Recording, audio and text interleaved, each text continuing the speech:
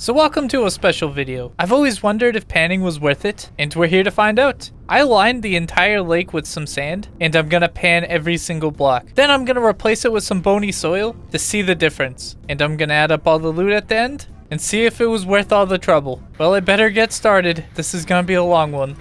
And that's all the claystone. That was a full lap around the lake. That took forever. I didn't realize how long it was gonna take when I first started this. That was something like 5 hours. What was it later me?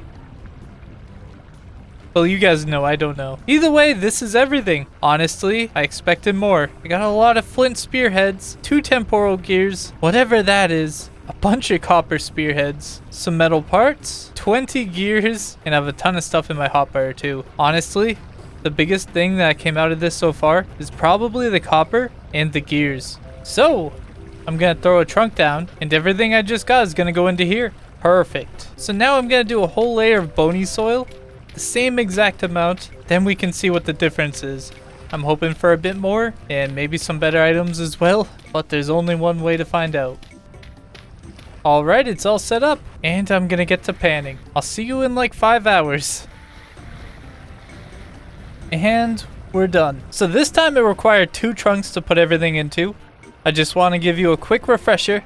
This is what we got from the sand, and this is bony soil. Look at all the flax. The same amount of temporal gears, which is surprising. Tons and tons of bones. So many candles, that is amazing. Way more rusty gears. Some chains. By the way, this is my second chest here. We have a ton of books, and this is all for lore. A lot of them are the same exact books, but yeah, I guess if you're lore hunting, this is worth it. 4 bronze amulets, and I did get a cylinder for Quirky Tavern, so if you're looking for that, that could be another reason. Other than that, we got some gold and silver, but I'm surprised that there was no copper this time. That was one of the only things in this that I thought was worth it. However, now that I look at this, that flint is also very nice. But yeah, we definitely got a lot. But here comes the hard truth, guys. This has put me off from panning forever.